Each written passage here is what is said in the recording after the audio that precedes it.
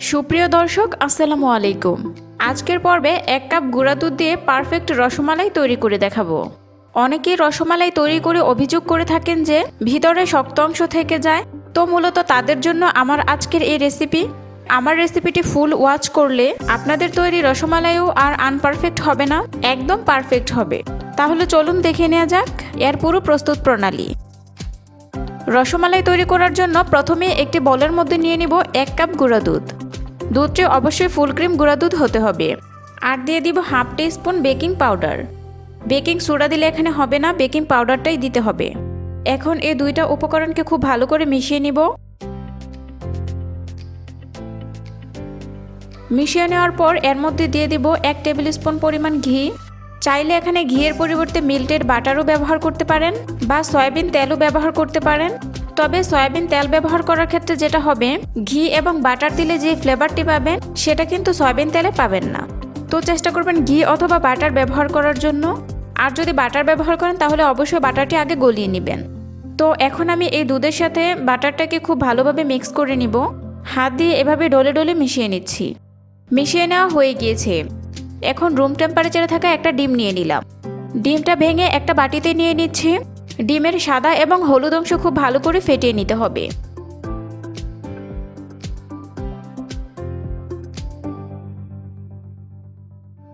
ডিমটাকে আমি খুব ভালো করে ফেটিয়ে নিয়েছি।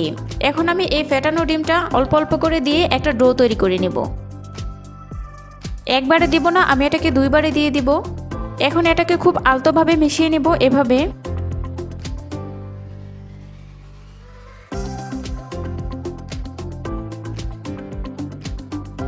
এখন বাকি ডিমগুলোকে দিয়ে দিব। দিয়ে আবারও খুব ভালোভাবে মিশিয়ে নিব। এটা মেশানোর সময় হাতে আঠালোভাবে লেগে যাবে, এতে ভয় পাওয়ার কোনো কারণ নেই। 1-2 মিনিটের মধ্যে কিন্তু এটা খুব ভালোভাবে সেট হয়ে যাবে। তো এটাকে আমি খুব ভালো মতো মেখে নিয়েছি। এখন আমি হাতটা ধুয়ে এসে এটাকে রসমালাইয়ে শেপ দিয়ে নিব। এটাকে কিন্তু রেস্টে রাখার কোনোই প্রয়োজন নেই। 1 থেকে 2 মিনিটের মধ্যে এটা খুব ভালোভাবে সেট হয়ে যায়।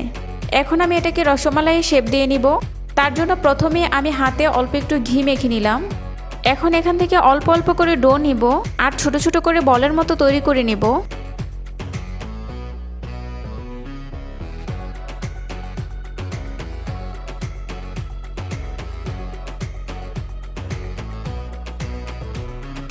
এটিকে তৈরি করার সময় অবশ্যই লক্ষ্য রাখবেন এর উপর স্কিনটা যেন খুব স্মুথ হয়।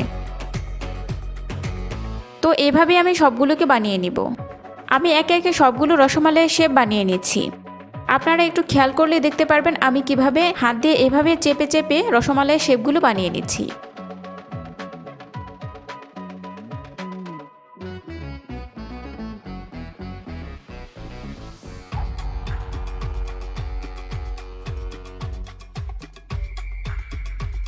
আমার সবগুলো রসমালাইয়ের শেপ বানিয়ে নেওয়া হয়ে গিয়েছে। 1 কাপ গুঁড়া দুধ দিয়ে আমার অনেকগুলো রসমালাইয়ের শেপ হয়েছে। এখন রসমালাইয়ের জন্য মালাই তৈরি করে নিব। এর জন্য একটি পাত্রে দিয়ে দিব 1 লিটার লিকুইড মিল্ক। এখন দুধটাকে একটু জাল করে নিব। দুধটা যখন একটু গরম হয়ে যাবে ওই পর্যায়ে দিয়ে দিব 3টি এলাচ। এলাচের মাথাটাকে আমি এভাবে ফাটিয়ে নিয়েছি।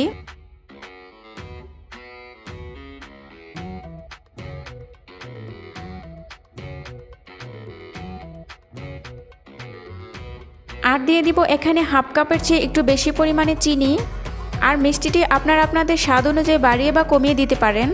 এখন এটাকে আমি খুব ভালো মতো জাল করে নিব। তবে জাল করে ঘন করে ফেলা যাবে না, জাস্ট একটু বলক তুলে নিতে হবে। যখন দুধটা এরকম ফুটতে শুরু করবে তখন এর মধ্যে আমি রসমালাইয়ের শেপগুলো দিয়ে দিব। আমি একে একে সবগুলো রসমালাইয়ের শেপ দিয়ে দিয়েছি। রসমালাই তৈরি করার ক্ষেত্রে খুবই ইম্পর্টেন্ট একটা বিষয় হচ্ছে চুলার আঁচ। একবার বাড়ানো বা একবার কমানো যাবে না। পুরোটা সময় জুড়ে আমি এটাকে হাই ফ্লেমে জাল করে নিব। চুলার আঁচ বাড়ালে বা কমালে যেটা হবে, রসমালাই পারফেক্ট হবে না। তাই পুরোটা সময় জুড়ে চুলার আঁচ হাইতে রাখতে হবে, রেখেই মিষ্টিগুলিকে তৈরি করে নিতে হবে।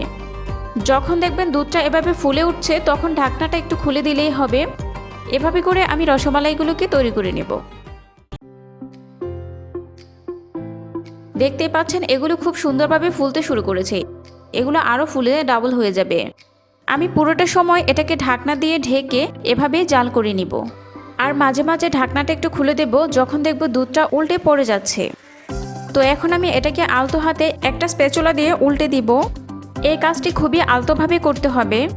যদি একটু জোরে করতে যান সেক্ষেত্রে কিন্তু রসমালাই শেপগুলো ভেঙে যাবে। খুবই আলতো হাতে এটাকে উল্টে পাল্টে দিয়ে আমি আবারও এটাকে ঢেকে দিলাম। তো এভাবে আমি এটাকে 15 মিনিটের জন্য জাল করে নিব। এই 15 মিনিটের মধ্যে 8 মিনিট পর আমি হাফ কাপ বলক ওঠা গরম পানি দিয়ে দিচ্ছি। অবশ্যই পানিটি ফুল গরম হতে হবে। পানি ঠান্ডা হলে কিন্তু রসমালাইয়ের শেপগুলো একদম চুপসে যাবে আর শক্ত হয়ে যাবে। এবার আবারও ঢাকনা দিয়ে দিচ্ছি, চুলার আঁচ কিন্তু ফুল থাকবে। তো এটাকে আমি আবারও 7 মিনিটের জন্য জাল করে নিব। এখন টোটালি 15 মিনিট পর রসমালাইয়ের ভেতরটা খুব ভালো মতো সফট হয়ে গেছে, আর জাল করার কোনো প্রয়োজন নেই। আর এখানে যে দুধটি রয়েছে সেটি কিন্তু খুবই পাতলা। এই পাতলা দুধে কিন্তু রসমালাই খেতে ভালো লাগে না। তো এখন আমি এই দুধের মধ্য থেকে রসমালাইগুলোকে খুব আলতোভাবে উঠিয়ে নিব। এখন আমি এই দুধটাকে খুব ভালো মতো জাল করে মালাই তৈরি করে নিব।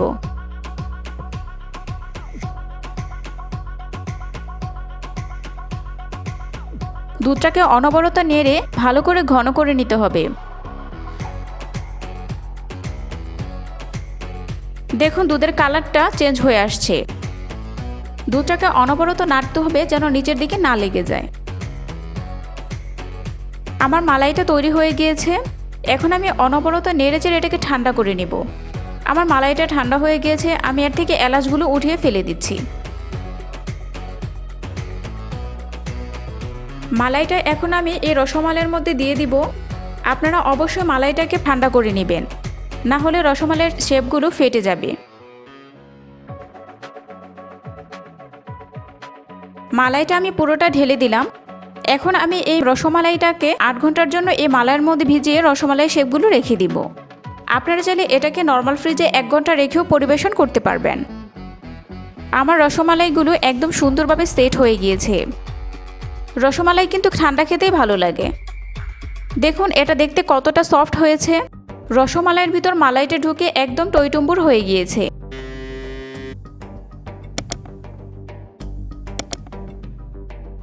আমি আপনাদের সাথে একটা কেটে দেখাচ্ছি। আশা করছি আপনাদের কাছে আমার আজকের এই রসমালাইয়ের রেসিপিটি সহজ এবং ভালো লেগেছে। ভালো লাগলে ফ্রেন্ডস এবং ফ্যামিলির সাথে শেয়ার করবেন, এবং অবশ্যই এরকম নতুন নতুন রেসিপি পেতে আমার চ্যানেল মজাদার রেসিপি এটিকে সাবস্ক্রাইব করে পাশে আসা বেল আইকনটিতে প্রেস করে দিন।